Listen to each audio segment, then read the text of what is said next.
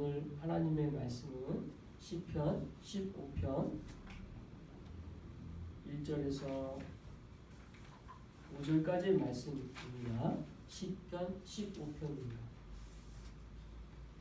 시편 15편 우리 다 같이 한 목소리로 읽도록 하겠습니다.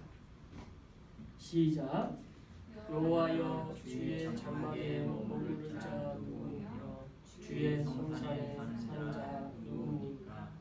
정직하게 행하며 공의를 실천하며 그의 마음에 진실을 말하며 그의 혀로 남을 허물하지 아니하고 그의 이웃의 악을 행하지 아니하며 그의 이웃을 비방하지 아니하며 그의 눈은 망령된 자를 멸시하며 여호와를 두려워하는 자들을 존대하며 그의 마음에 소원한 것은 해로울지라도 변하지 아니하며 이자를 받으려고 돈을 구워주지 아니하며 뇌물을 받고 무죄한 자를 해하지 아니하는 자니 이런 일을 행하는 자는 영원히 흔들리지 아니하리라.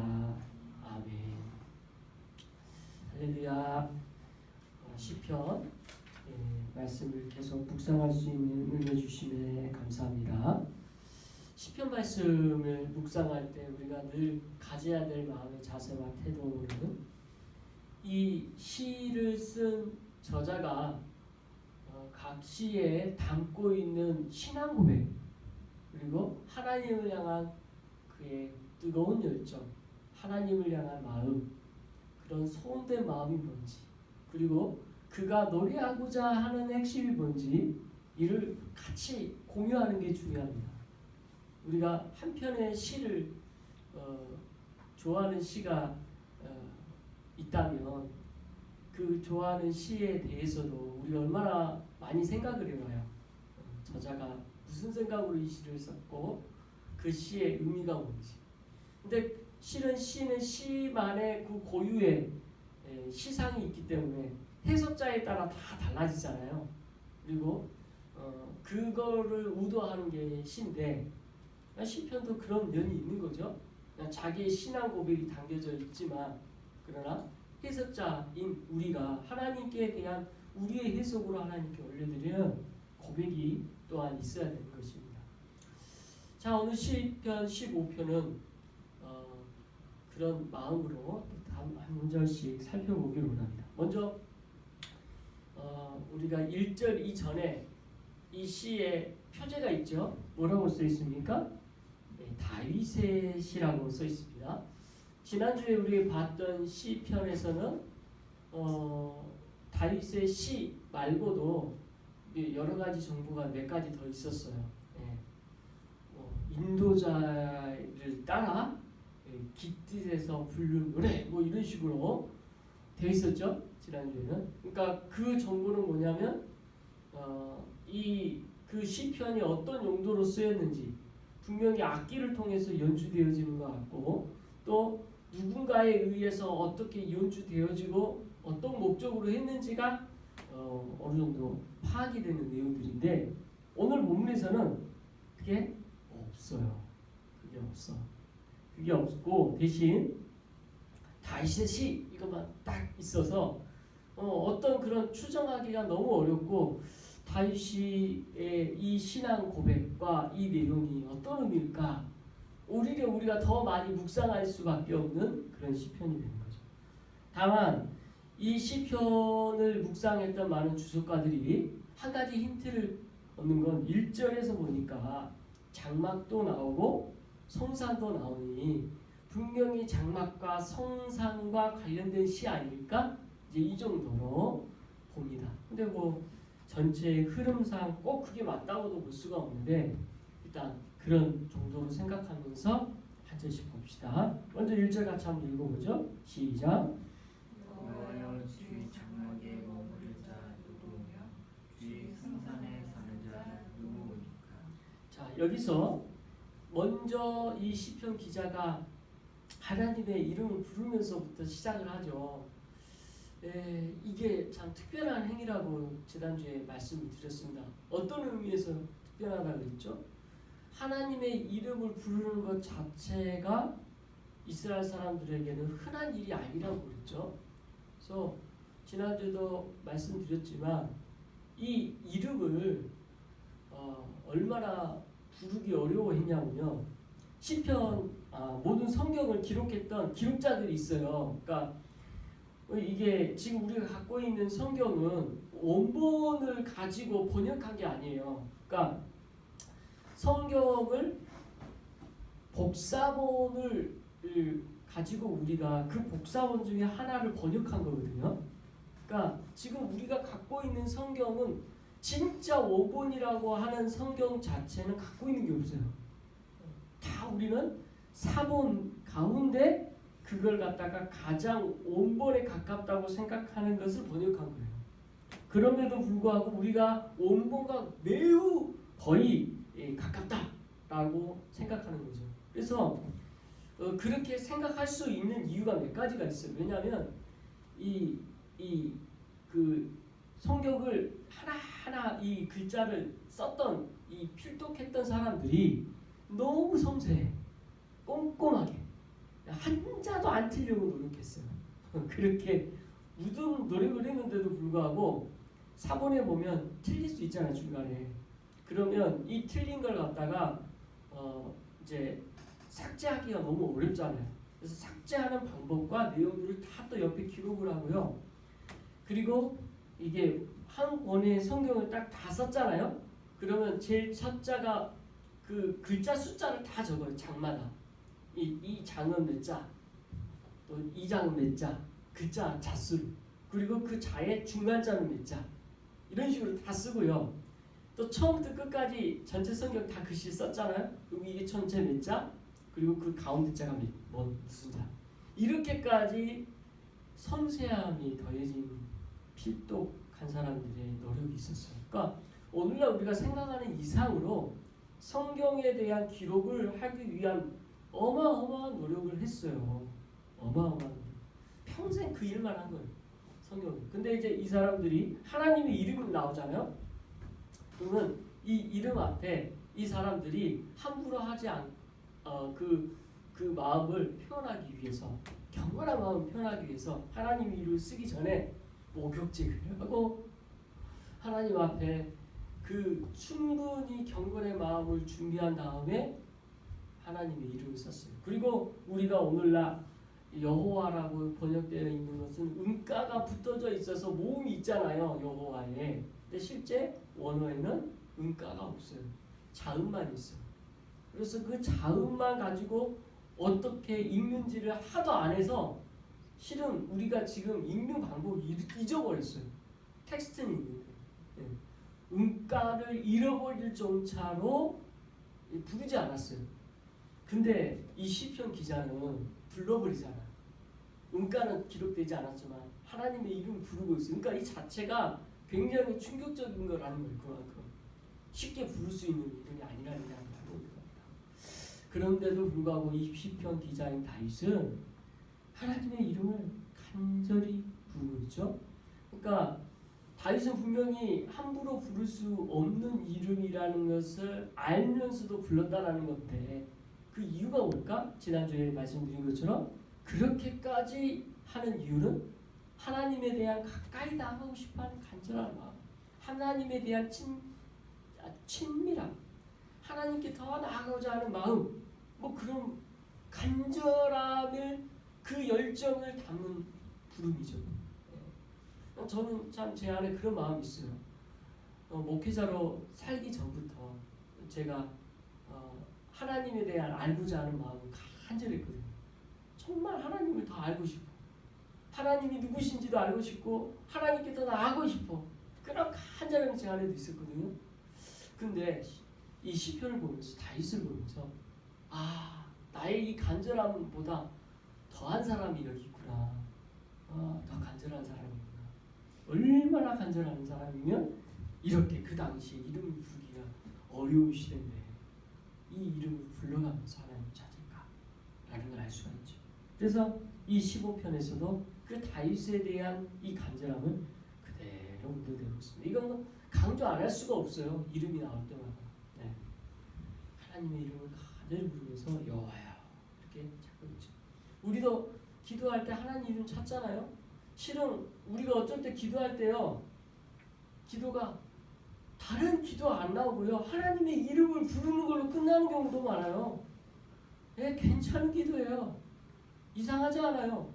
그 이름에 우리가 주님 앞에 나갈 수 있는 많은 걸 포함하고 있어요. 주여, 이 한 고백에 하나님 아버지, 이 한 고백에 우리의 기도가 다 들어가 있어요.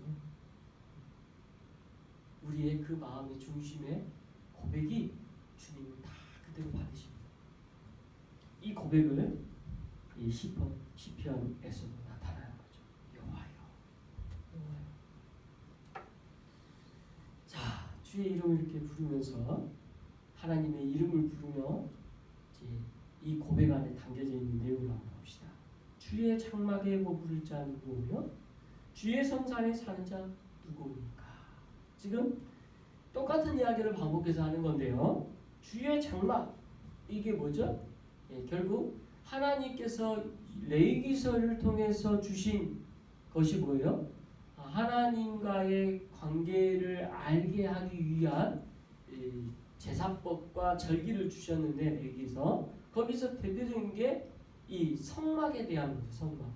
내가 너희와 함께 하겠다라는 것을 대표적으로 보여준 것이 성막, 장막이에요. 하나님의 텐트, 그 텐트 안에는 언약궤가 있었고, 그 하나님의 언약궤 외에도 성막에 필요한 구성 요소들이 있었죠. 하나님이 함께 하셨습니다, 함께 하시고 계십니다를 보여주기 위한 것이 바로 주의 장막을 말하는 거죠. 그러면 주의 성산은 뭡니까? 주의 성산은 하나님이 계시는 거룩한 산이라는 뜻이거든요. 거룩한 성자를 붙여서 성산이라고 표현했는데, 거룩한 산이에요. 그럼 거룩한 산은 뭘 말하는가? 지금 하나님의 언약궤를 다윗 시대 때 옮겼잖아요. 옮긴 장소가 성 장막이기도 하지만 이제 옮긴 장소가 산이기 때문에 하나님이 계시기 때문에 거룩한 산이 되는 거예요. 그래서 그 말이 그 말이죠.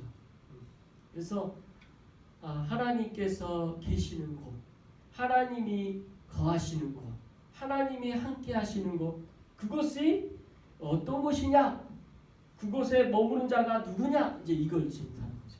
그러니까 성전, 성막, 이제 이 개념을 가지고 다윗은 그곳에 머물 수 있는 사람이 누구냐라는 질문을 1절에 하고 있는 거예요.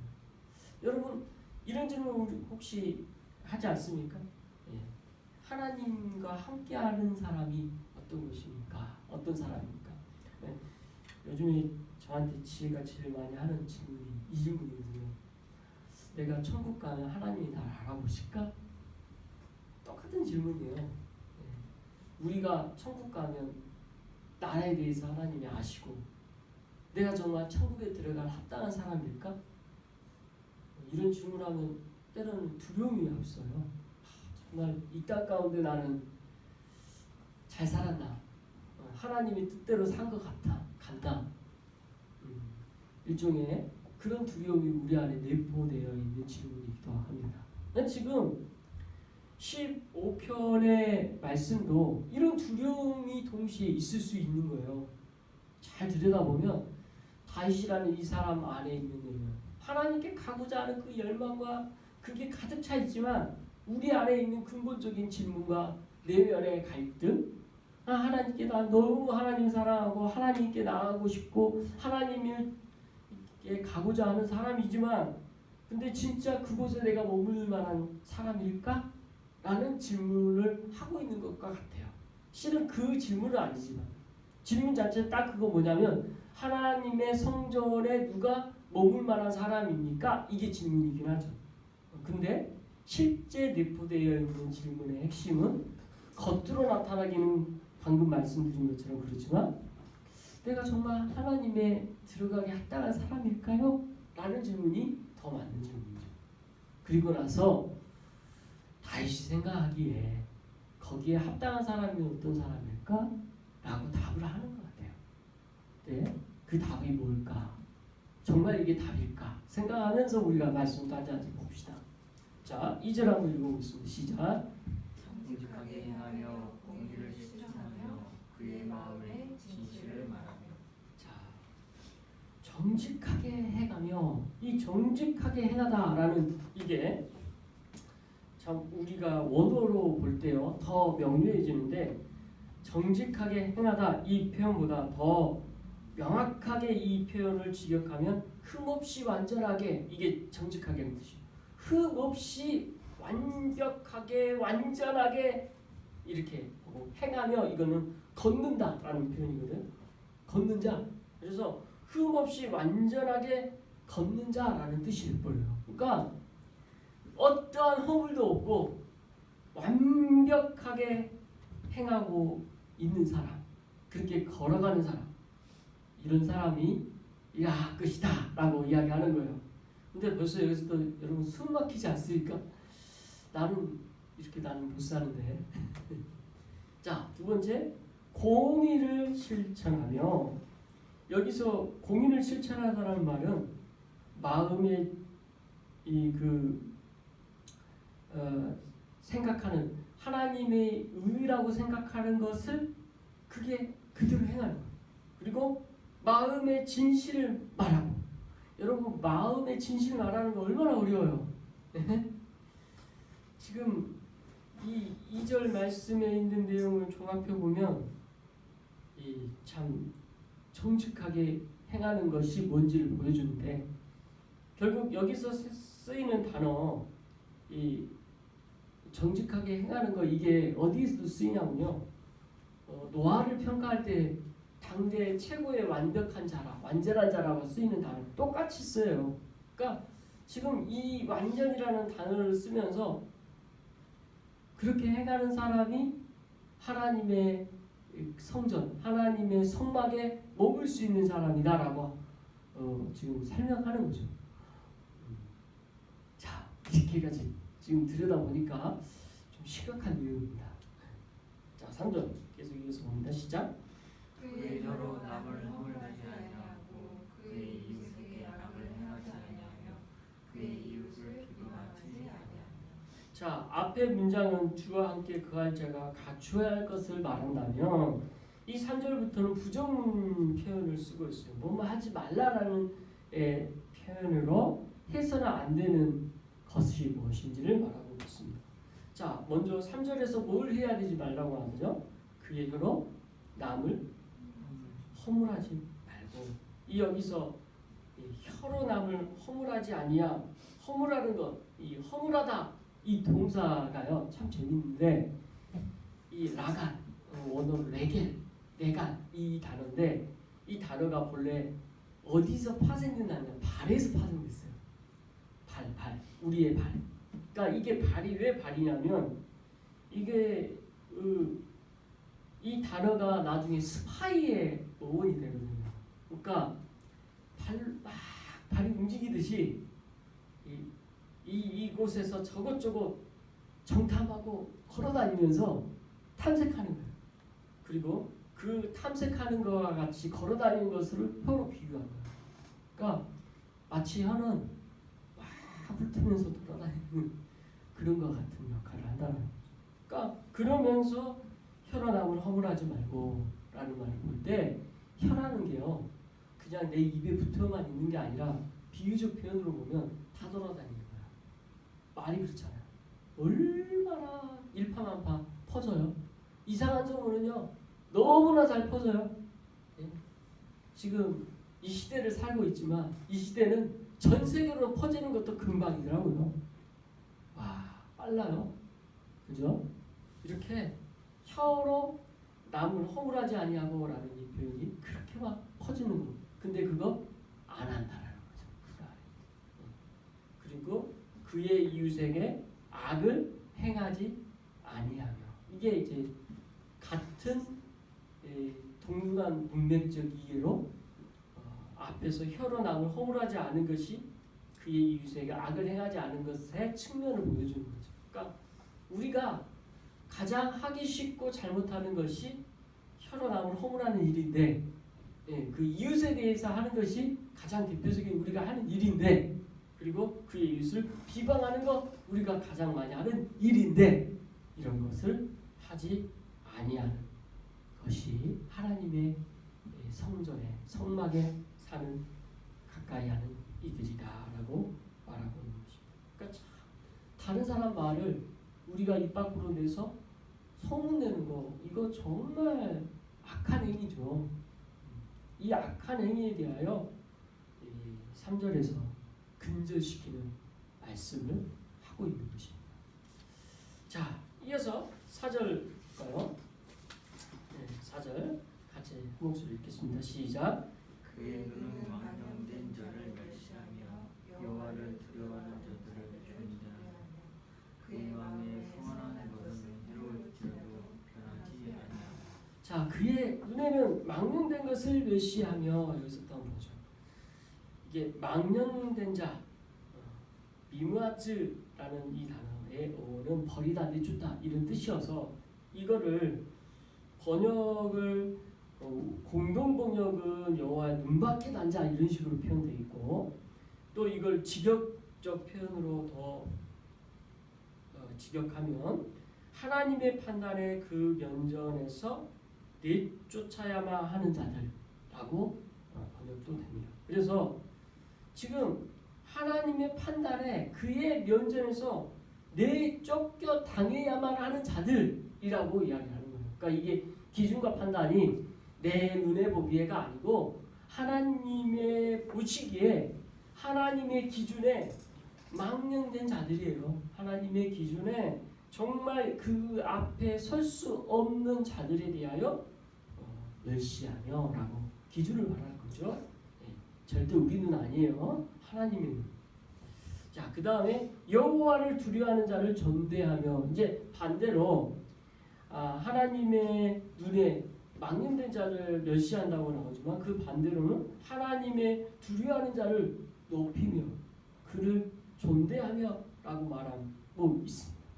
이제 이런 자들이 합당한 자들인 거예요. 하나님의 성막에 그의 성전에 머무는 자.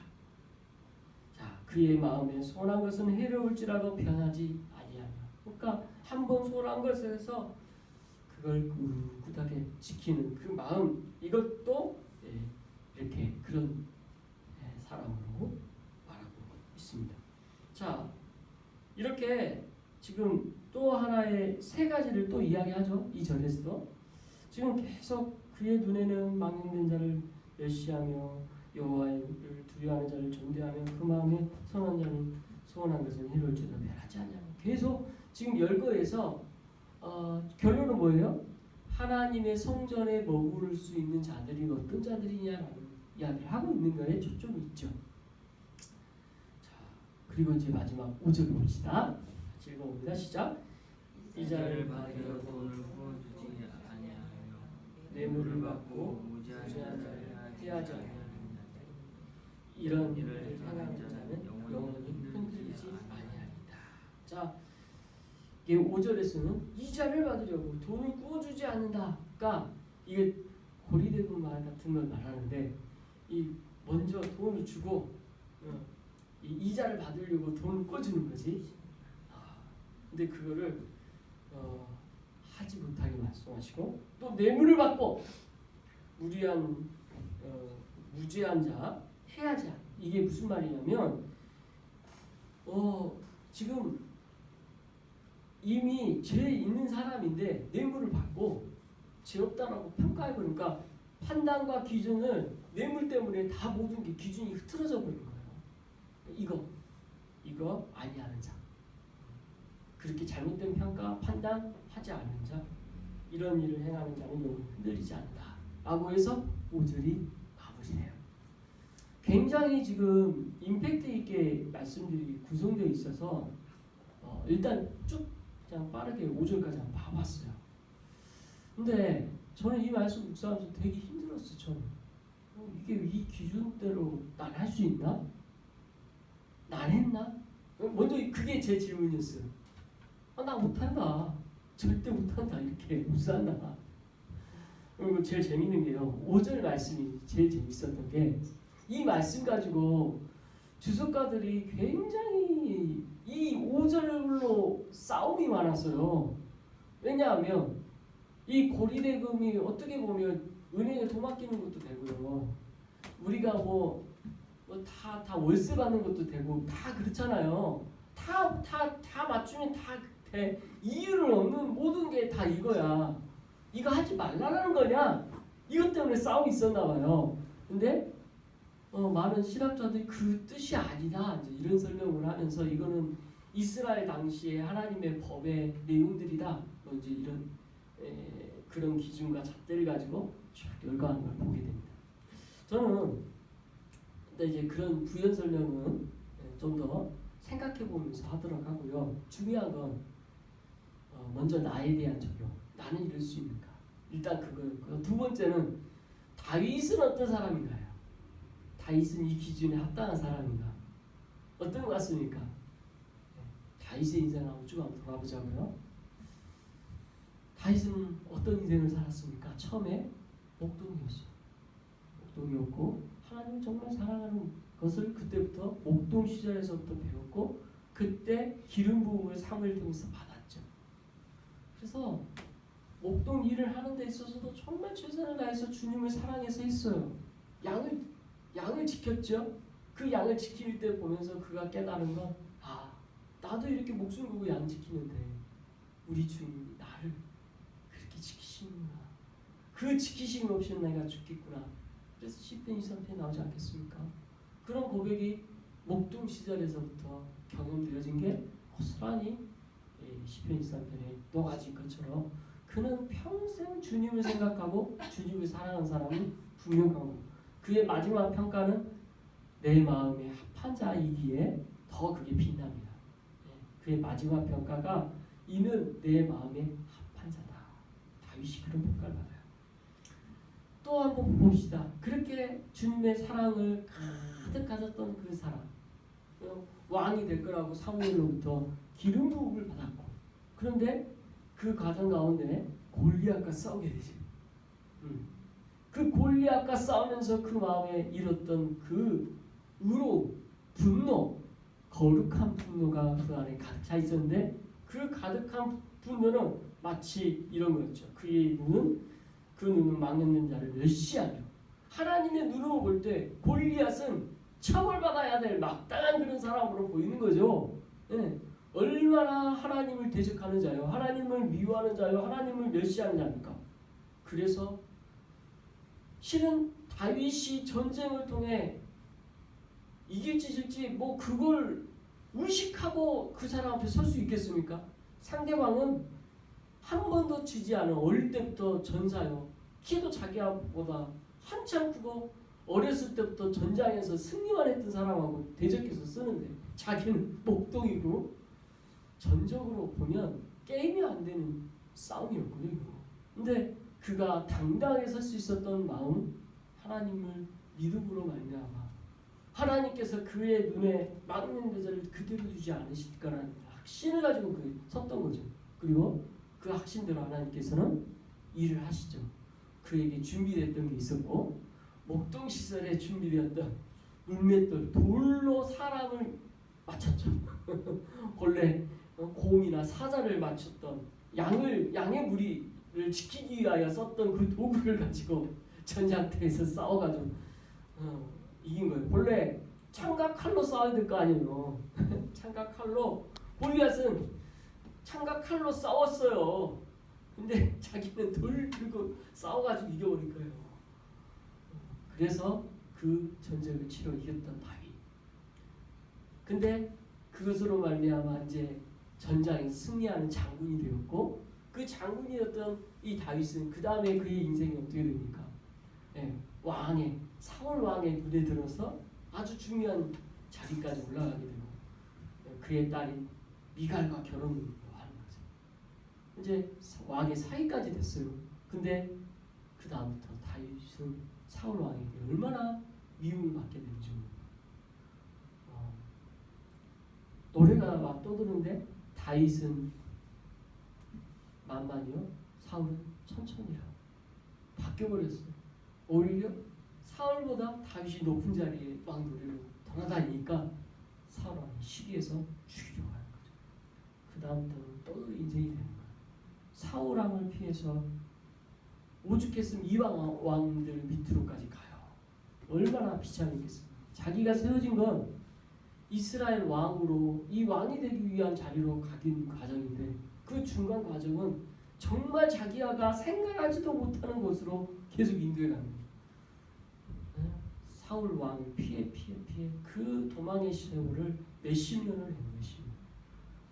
그렇게 도망 세월을 하다가 결국 하나님께서는 그를 왕으로 세우죠.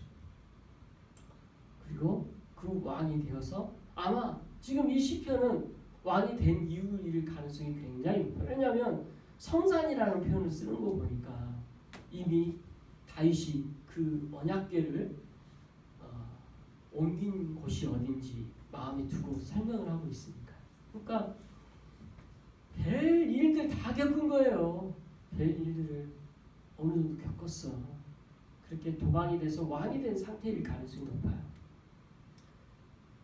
그러면 다윗은 지금 오늘 이 말씀의 시편에 있는 고백에 지금까지 다 자기가 거기에 합당한 행동을 다 했나? 하나도 허물이 없나? 허물 있는 거? 아주 결정적인 허물은 우리가 다 아는 바세바 사건이죠. 자기의 가장 충실한 신하의 아내를 겁탈하고 그 아내를 겁탈해서 아내 삼는 거 또 그 아내가 임신한 사실을 숨기기 위해 최전방에 싸우고 있는 바세바의 남편인 우리아를 오게 해가지고 잠자리를 자기 하려고 하는데 자기의 자녀라는 걸 숨기기 위해서. 근데 우리아가 끝까지 잠자리에 안 들어가는 거야. 나는 지금 전쟁터에 있고 내 부하들이 지금 싸우고 있는데 난 죽어도 그럴 수 없다. 나 빨리 전장터에 보내라. 몇 번 그렇게 해서 잠자리를 만들어서 억지로 다윗 왕이 그렇게 하지만 안 해. 끝까지 그걸 지켜요. 그래서 결국 다윗이 편지 한 통 쓰죠. 요압에게. 그 쓴 편지의 내용이 뭡니까? 제일 최전방에 배치해라. 그리고 살짝 뒤로 물러라. 그래서 우리가 죽게 돼요. 이 사실을 다 감췄죠. 몰라. 진실을 감춰줄 수 있어요. 그러나 하나님은 나단 선지자를 통해서 그 사실이 다 드러나게 하고. 얼마나 비유가 대단합니까? 나단이 처음부터 왕이 그 짓 했죠? 이렇게 안 하고요. 비유합니다. 왕이시여, 어떤 한 사람이 한 양을 너무너무 귀히 자기 자식처럼 아끼는 새끼양이 있었습니다. 근데 이 새끼양이 이렇게 아끼는 새끼양이 있는데 그 옆에 양을 많이 갖고 있는 주인이 있었는데 이 사람이 그 새끼양을 뺏어가지고 그걸 대접했습니다. 왕이시여, 이 사람 어찌하면 좋겠습니까? 다윗이 열받아가지고 당장 처벌해야 한다. 그 사람이 바로 당신입니다. 나단이 그렇게 이야기하죠. 하나님께서 그때 깨닫게 하시고 다시 회개, 자복하고 돌이키죠. 허물 많아요. 그게 제일 큰 허물이고 앞에서도 순간순간 다 잘하지 않아요. 이게 사람이잖아요. 어떻게 완벽해요? 근데 제일 큰 죄는 그거죠. 드러난 죄는 그거죠. 하나님께서 간주준 죄도 많을 거예요. 우리 인생 어떻게 완벽합니까? 자, 제가 왜 이렇게 장황하게 다윗의 인생을 여기까지 좀 이야기한 게 뭐겠습니까? 이 시편을 이해하기 위함이에요.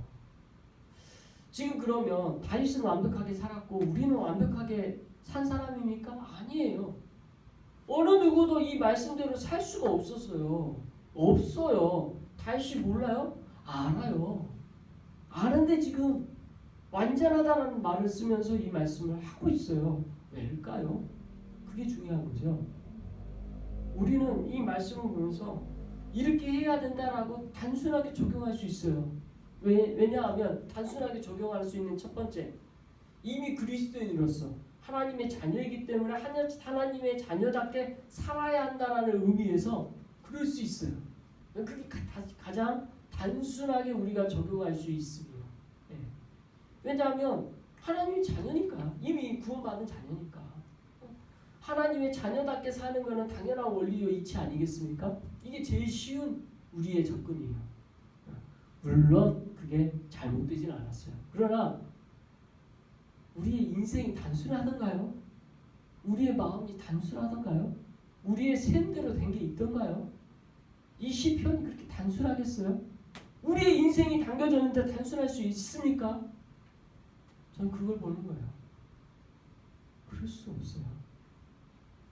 그게 중요해요. 그러면 단순하지 않은 우리 인생에 우리가 할 수 있는 대로 할 수 없다는 거 아는 인생에 우리에게 필요한 건 결국 뭐겠습니까? 내 뜻대로 할 수 없다는 거 알고 내 마음대로 되지 않은 거 알고 내 죄의 문제 해결되지 않은 거 알고 그때 우리가 필요하고 나아갈 수 있는 게 뭐겠습니까? 바로 예수 그리스도예요. 주님의 은혜 없이는 우리는 한 치 앞도 나갈 수가 없어요. 다행히 이거 다 썼잖아요. 자기 연약한 죄인들을 먼저 봐요.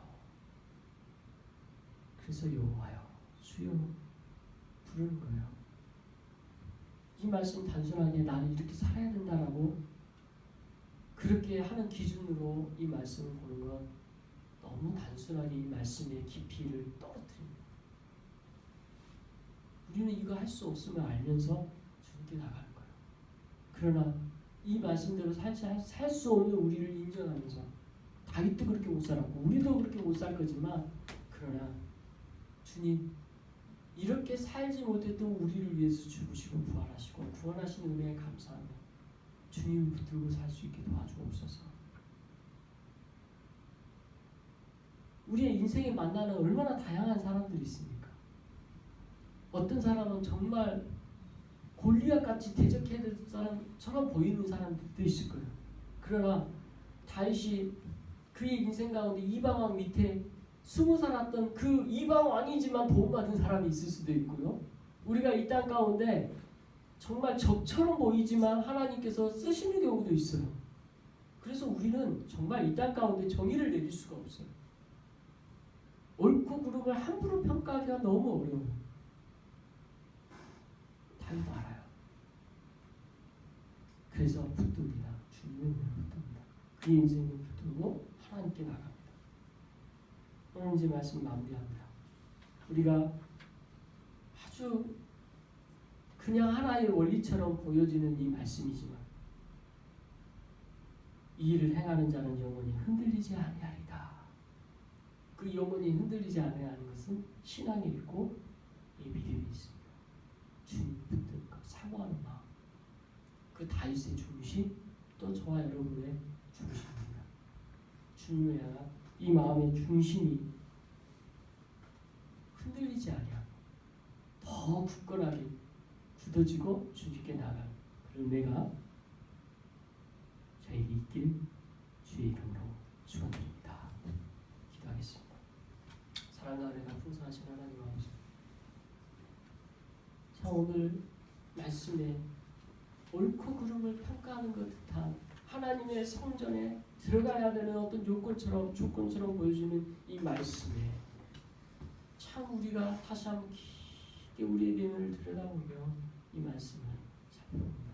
결국 우리는 이 땅 기준과 잣대에 우리가 원하는 어떤 잣대에 우리 마음대로 해석하고자 하고 우리의 뜻대로 판단하고 평가하려고 하는 게 얼마나 많은지 모릅니다. 그러나 그거 다 내려놓고